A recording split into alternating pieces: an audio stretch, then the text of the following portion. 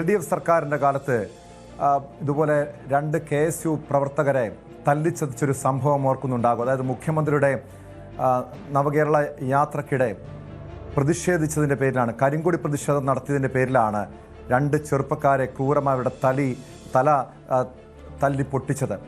ആ സംഭവം പല രീതിയിൽ ചർച്ച ചെയ്യപ്പെട്ടതാണ്. ഏറ്റവും ഒടുവിൽ UDF സർക്കാർ അധികാരത്തിൽ വരുന്നു, അന്വേഷണം പ്രഖ്യാപിക്കുന്നു. ഇപ്പോൾ 5 പോലീസുകാർക്ക് സസ്പെൻഷൻ ഉണ്ട് എന്ന ഏറ്റവും പുതിയ വാർത്ത കൂടി പുറത്തു വരുന്നുണ്ട്. ഗൺമാന്മാർക്കെതിരെ ഉൾപ്പെടെയാണ് നടപടി ഉണ്ടായിരിക്കുന്നത്. ഡാൻ കുര്യൻ ചേരുന്ന വിവരങ്ങളുമായി. ഡാൻ, മുഖ്യമന്ത്രി VD സതീശൻ്റെ ആദ്യ വാർത്താ സമ്മേളനത്തിൽ തന്നെ പറഞ്ഞ കാര്യമുണ്ടായിരുന്നു, ഞങ്ങളിതൊന്നും മറക്കില്ല എന്ന കൃത്യമായ സന്ദേശം നൽകിയിരുന്നു. തൊട്ടു പിന്നാലെ അന്വേഷണം പ്രഖ്യാപിക്കുന്നു. ഇപ്പോൾ പോലീസുകാർക്കെതിരെ നടപടി. ആർക്കെതിരെയൊക്കെയാണ് ഇപ്പോൾ നടപടി ഉണ്ടായിരിക്കുന്നത്?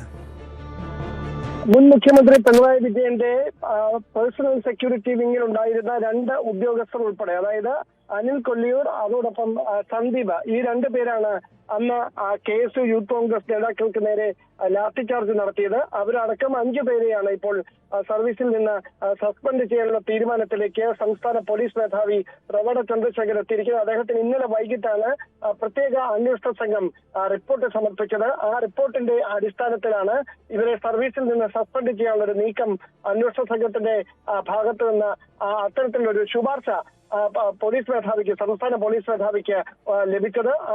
ആ റിപ്പോർട്ടിന്റെ കൂടി അടിസ്ഥാനത്തിലാണ് പോലീസ് മേധാവി അതിൽ തീരുമാനമെടുത്തിരിക്കുന്നത്. അല്പസമയം മുമ്പ് ആഭ്യന്തരമന്ത്രി രമേശ് ചോദ്യങ്ങളോട് വ്യക്തമാക്കിയത് റിപ്പോർട്ട് ലഭിച്ചു എന്ന കാര്യം പോലീസ് മേധാവി തന്നെ ഫോണിൽ വിളിച്ച് അറിയിച്ചിട്ടുണ്ട്.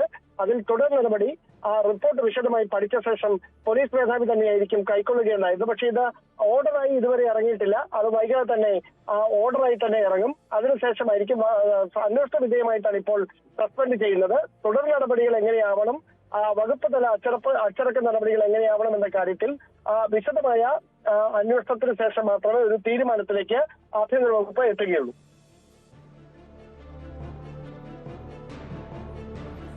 തീർച്ചയായും ആ കേസ് എങ്ങനെയാണ് അട്ടിമറിക്കാൻ ശ്രമിച്ചത് എന്നടക്കമുള്ള കാര്യങ്ങൾ, അതിൻ്റെ വിവരങ്ങളൊക്കെ ഇന്നലെ പുറത്തു വന്നതാണ്. MR അജിത് കുമാറിൻ്റെ നേതൃത്വത്തിലാണ് അത്തരമൊരു അട്ടിമറി ശ്രമം ഉണ്ടായത്. സ്വാഭാവികമായി ഈ കേസുമായി ബന്ധപ്പെട്ട വിശദമായ അന്വേഷണം നടക്കുന്നുണ്ട്. മറ്റ് നടപടികൾ, അതായത് ഈ സസ്പെൻഷൻ അടക്കം നടപടി ഇപ്പോൾ ഉണ്ടായിട്ടുണ്ട്. ഇവരെ ചോദ്യം ചെയ്യുന്നത്, അതോടൊപ്പം മറ്റ് നിയമ നടപടികൾ ഇനി എങ്ങനെയായിരിക്കും താൻ? നിലവിൽ ഈ ആദ്യഘട്ടത്തിൽ, അതായത് MR അജിത് കുമാറിന്റെ ഇടപെടലിനെ തുടർന്ന് ഇവരെ വിശദമായി ചോദ്യം ചെയ്യാനോ മൊഴി രേഖപ്പെടുത്താനോ ഒന്നും അന്ന് കഴിഞ്ഞിരുന്നില്ല.